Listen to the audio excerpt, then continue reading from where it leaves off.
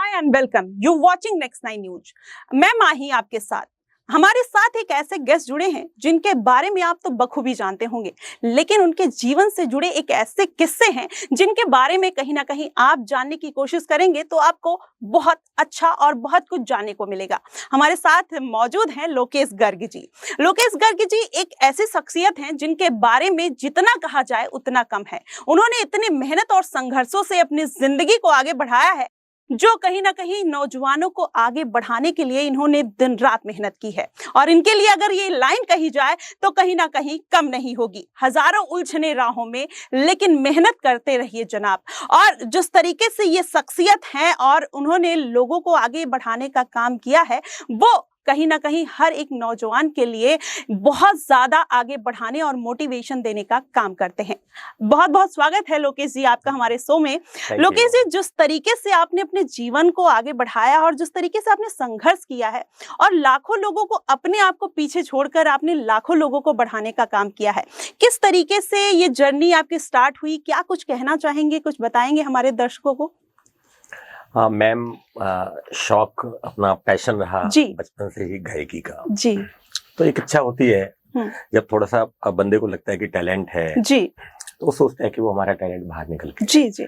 तो खुशनसीबी है अपनी, ऊपर वाले ने हाथ पकड़ा और मौका मिला, कंपनीज में हम गए। तो एक्चुअली जब हमने शुरुआती सफर किया था तो बड़े धक्के खाने पड़ते थे जी। तो इतनी आसानी से कुछ भी हासिल नहीं होता, आपको पता ही है, तो बहुत कंपटीशन है आज के जमाने में। तो अब जब आज हम इस प्लेटफॉर्म पे पहुंच गए हैं, अपने बिजनेस भी हैं अपने काफी सारे, तो अब ये क्या है कि ठीक है अर्निंग्स हैं इधर उधर से, तो हमने एक प्रोडक्शन हाउस खोला, कंपनी खोली, सारा कुछ खोला है। तो ये मेरे मन में हमेशा एक चीज रही कि जो हमने प्रयास, मैंने जो मतलब धक्के खाए हैं या जिस तरीके से हम कंपनियों में घूमते थे कि कोई हमें एक गाना गवा दे, कोई हमें मतलब होता है ना जी बिल्कुल। तो ऐसा लगता था कि शायद मैं ये काम कर पाऊं कि अपने एक कंपनी से, अपने प्लेटफॉर्म से लोगों को या आर्टिस्ट को मैं कहीं ना कहीं एक जगह दे पाऊं, एक छोटी सी अपनी जो भी एक मेरी, तो वो एक सफल प्रयास रहा है मेरा। और मुझे लगता है कि काफी आर्टिस्ट, देखो हमारा देश कितना बड़ा देश है ना, कितनी आबादी है, तो आप समझ सकते हैं कि कितना टैलेंट हमारे देश के अंदर होगा। लेकिन टैलेंट तो बहुत है बट प्लेटफॉर्म्स की कमी है। यस।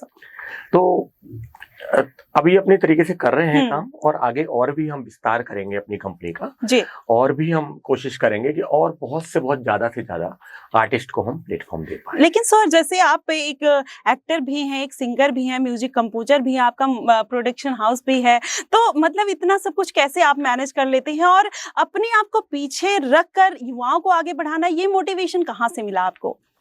मैंने बताया ना कि जब शुरू से अपने आप को मैंने इस जगह पे रख के देखा कि कितनी मेहनत करनी पड़ती है, कोई प्लेटफॉर्म नहीं मिलता। तो अब एक कहना चाहिए कि ऊपर वाले की एक कृपा है मेरे ऊपर कि मैं ये काम कर पा रहा हूँ। मैं एक निमित्त हूँ, मैं कुछ नहीं कर रहा हूँ। पहली बात तो मैं क्या कर, कोई कुछ कर ही नहीं सकता, मैं तो निमित्त हूँ। ऊपर वाले ने शायद मेरे को चुना है इस चीज के लिए जी। बिल्कुल। तो ओके सर, जैसे आपने जो प्रोडक्शन हाउस खोला है उसमें अभी तक आपने बहुत लोगों को हेल्प करी और उसमें आगे बढ़ाने का काम किया, तो क्या कुछ लगता है कि वो जो सिंगर्स आते हैं उनको किस प्लेटफॉर्म की जरूरत होती है जो उनको नहीं मिल पाता है, जो भटकते रहते हैं, और उन युवाओं में कौन सी ऐसी चीजों की कमी रह जाती है जो आगे तक नहीं बढ़ पाते हैं, क्या ऐसी चीज रहती है? देखिए, हम ऑडिशंस करते हैं जी, तो हमारी जूरी है, मेंबर्स हैं, वो डिसाइड करती है कि मतलब कौन आर्टिस्ट कैसा है कि किसको हम गायकी का मौका दे सकते हैं। लेकिन गायकी का मौका देना एक बड़ी बात नहीं है, वो तो कोई भी दे सकता है। लेकिन हमारा एम ये नहीं है कि हमने जो अच्छे सिंगर्स हैं उनको हमें गायकी का मौका देना है। हम उनमें से उन सिंगर्स को देखते हैं कि जो अभी रमे नहीं है, वो नहीं गा सकते, लेकिन उनके अंदर टैलेंट है, वो फ्यूचर में गा सकते हैं। तो हमारी टीम उनको गाइड करती है पूरी तरीके से कि आप दोबारा 10 डेज बाद फिर आइएगा, क्योंकि आपके अंदर है वो कला है क्योंकि किसी की कला को मरने नहीं देना है। जी जी। आजकल क्या होता है ना, आप गए इंटरव्यू देने गए कहीं पे या ऑडिशन देने गए और वहां पे आपको अगर सफलता हासिल नहीं हुई है तो मन मर जाता है, लगता है कि हमारे अंदर वो बात नहीं है। तो हमें ये उनका हौसला बनाए रखना है, हमें उनके आर्टिस्ट, उनका जो कला है उनके अंदर जो है उसको मरने नहीं देना। हमें मोटिवेट करना है कि आपके अंदर वो चीज है, आज नहीं तो कल, कल नहीं तो परसों, 10 दिन बाद, 20 दिन बाद आप कर सकते हो। तो हमारी टीम गाइड करती है। जी। तो सबसे बड़ा काम ये है, और जिनके अंदर है उनको प्लेटफॉर्म देते हैं। जी बिल्कुल। लेकिन लोकेश जी, जैसे मैंने आपका सुना कुछ गाने हैं, तू ही वजूद, पीते पीते, ऐसे आपने बहुत हिट्स गाने दिए हैं।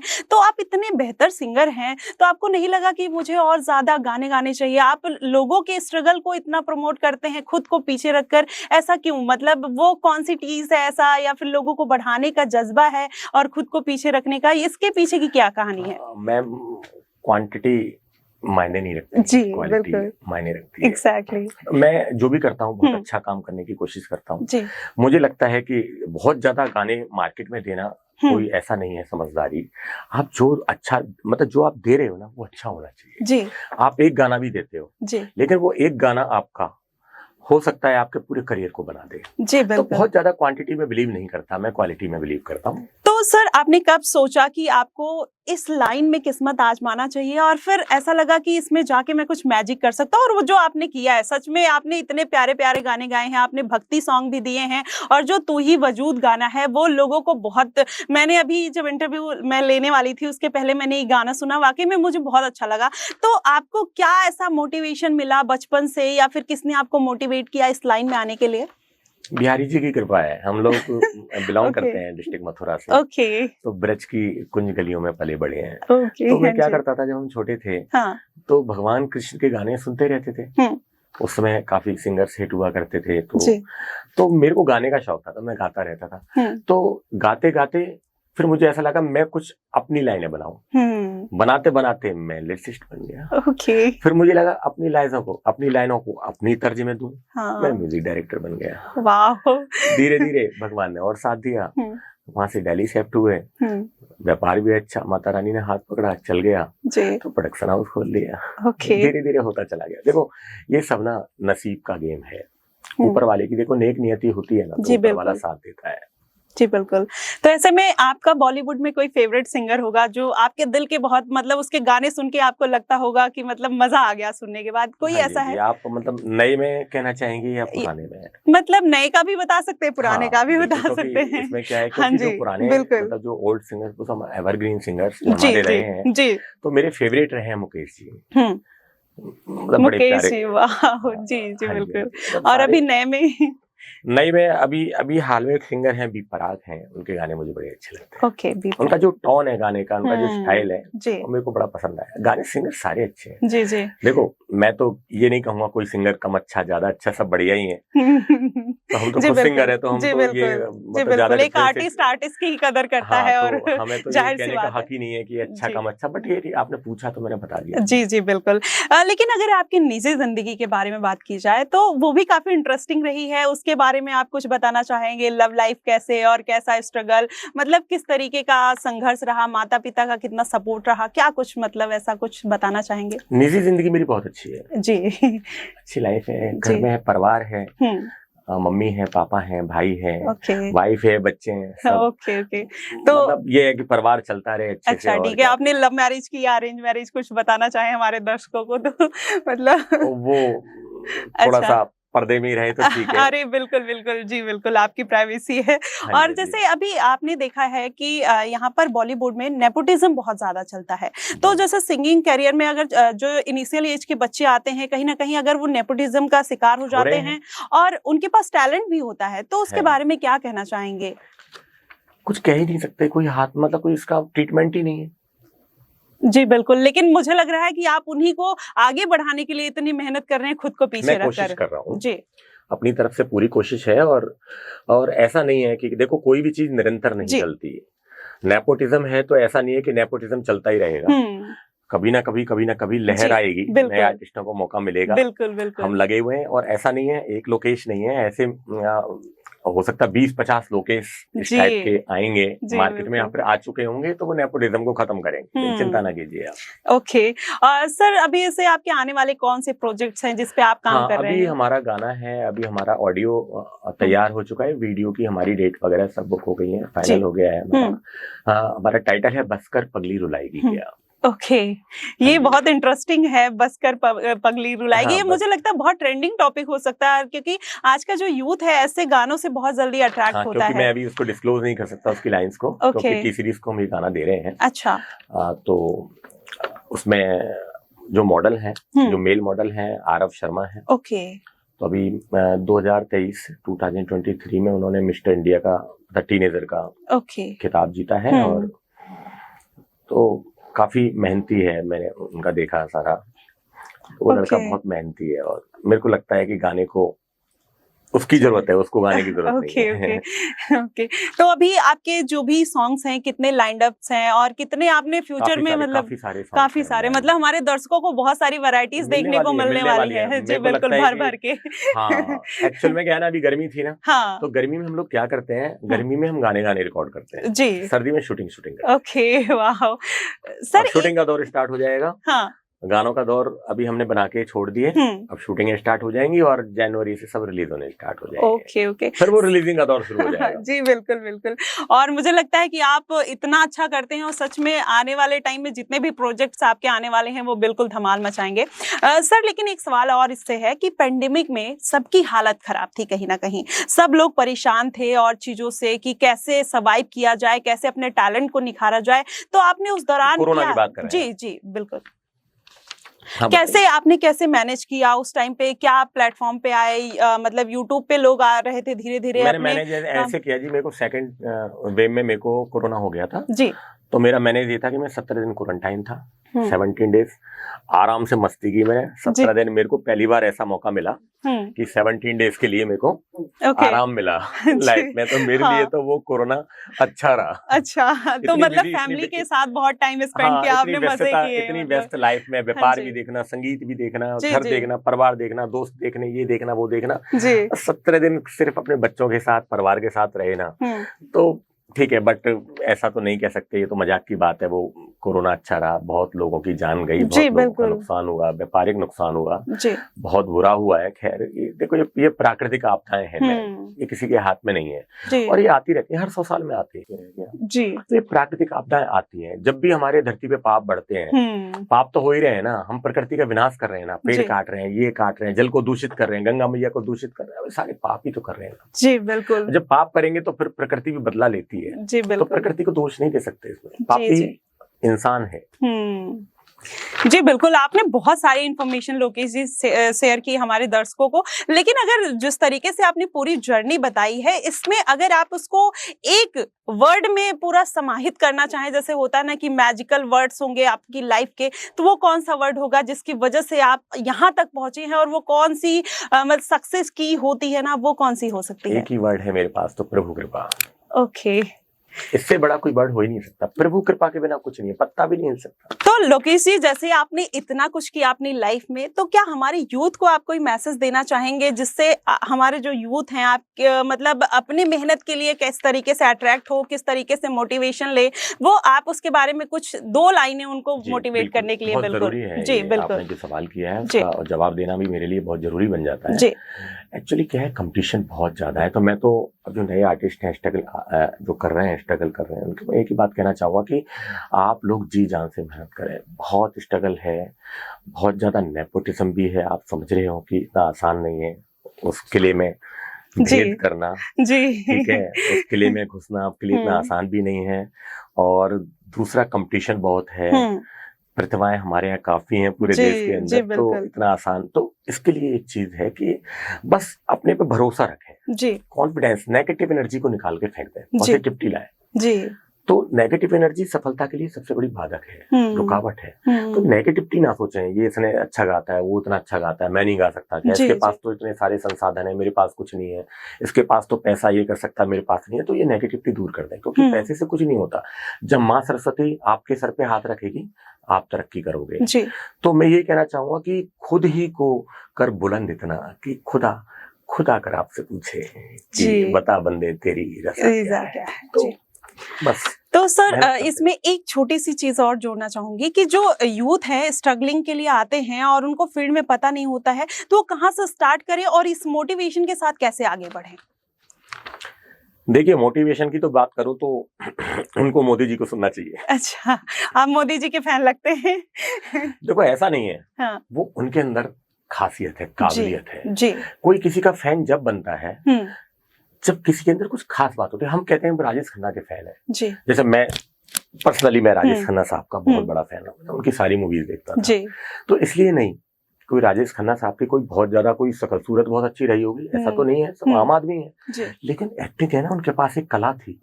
तो कला में वो मादकता थी जो मोह लेती थी इंसान को। तो मोदी जी के अंदर वो कला है जी। मोदी जी के अंदर उनके, मैं तो कहना चाहिए कि वो आइडल हैं हमारे, मतलब वो कितना सिखाते हैं हमको सुबह से लेकर शाम तक। उनके अगर आप आधा घंटा 5 मिनट भी सुन लेना तो जिंदगी सफल हो जाए। जी बिल्कुल। तो मतलब आपने मोदी जी का एक एग्जांपल दिया कि आने वाले जो यूथ हैं जिस तरीके से वो 18 घंटे काम करते हैं उनसे सीखना चाहिए। 18 घंटे काम करते हैं, उनकी एज देखिए 72, 73 की एज में जब वो 18 घंटे काम कर सकते हैं, तो हमारे यूथ तो कुल 18 ईयर के हैं। ठीक है, आप सोचो ना उनको कितना काम करना चाहिए। तो मोदी जी से बड़ा एग्जांपल नहीं हो सकता।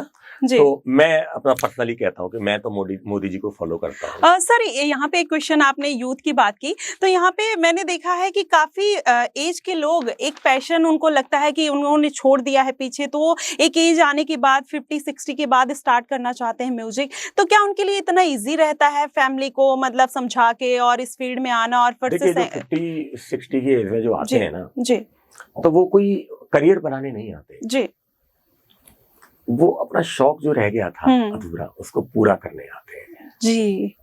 लोग कहते हैं कि प्यार जो है वो 20 साल की उम्र में होता है, 25 साल 30 साल की नहीं। असलियत ये है, थोड़ा मजाक की बात जी जी बिल्कुल जी, असली प्यार होता ही 50 साल के बाद जी। ओके, तो उससे पहले तो सिर्फ एक अट्रैक्शन होता है। हाँ, तो ये मान लिया जाए कि बिल्कुल होता है ना 50 साल के बाद आप फिर से जवान हो जाते हैं। पति पत्नी जो होते हैं जी, उनमें प्यार ही 50 साल के बाद बनता है। जी जी, मुझे तो ऐसा लगता है, जैसे जैसे एज बढ़ती है ऐसे प्यार बनता है। ओके, तो ऐसी जो पैशन है ना वो अधूरा जो रह जाता है ना, तो उनको लगता है कि इसे पूरा करना चाहिए। जी बिल्कुल। यहाँ पर आपने ये बताया कि 50-60 के बाद वो लोग कहीं ना कहीं अपना पैशन फॉलो करने के लिए आते हैं, लेकिन आपको क्या लगता है जो ये 30-35 के जो युवा हैं वो कहीं ना कहीं कंफ्यूज रहते हैं कि उनको किस फील्ड में जाना चाहिए, इसमें जाएंगे तो कैरियर आगे बढ़ेगा कि नहीं, चाहे वो सिंगिंग हो, डांसिंग हो, तमाम इस तरीके के शिक्षा प्रणाली का खोट है जी। मैं तो ये कहना चाहूंगा ओके, हमारे देश की शिक्षा प्रणाली की कमी है, त्रुटि कह सकते हैं, इसे एरर कह सकते हैं जी। यहाँ पे क्या है ना, शुरू से बच्चों के दिमाग में डाल दिया जाता है तेरे को डॉक्टर बनना है, तेरे को इंजीनियर बनना है, मतलब इसके अलावा कुछ होता ही नहीं है क्या? डॉक्टर, इंजीनियर, वकील, ये वो। अरे यार देखो ना बच्चा क्या कर रहा है, आप देखो उसकी एक्टिविटी देखो ना, बच्चा पेंटिंग कर रहा है, तो आप ये सोचो ना हम अपने बच्चे को पेंटर बनाएंगे जी। बच्चे का मेकअप में इंटरेस्ट है तो सोचो ना हम बच्चे को बहुत अच्छा मेकअप आर्टिस्ट बनाएंगे जी। बिल्कुल, तो हम परखते ही नहीं है, हमारा एक ही रहता है। एक्चुअली इंडियन सोसाइटी में सर देखते हैं कि अगर लड़की हुई तो उसको किचन का किट लेके दे देते हैं, और फिर बॉयज हुआ तो गन दे देंगे। तो सबसे बड़ी बात तो मतलब खुद माँ पता है क्या कहती है, बर्तन मांजना सीख ले, सफाई करना सीख ले, पराठे बनाने सीख ले, बेटा जब तू जाएगी अपने ससुराल तो वहां से हमें शिकायत नहीं चाहिए जी, ये तेरे बच्चों पे तो काम करना नहीं आता ये।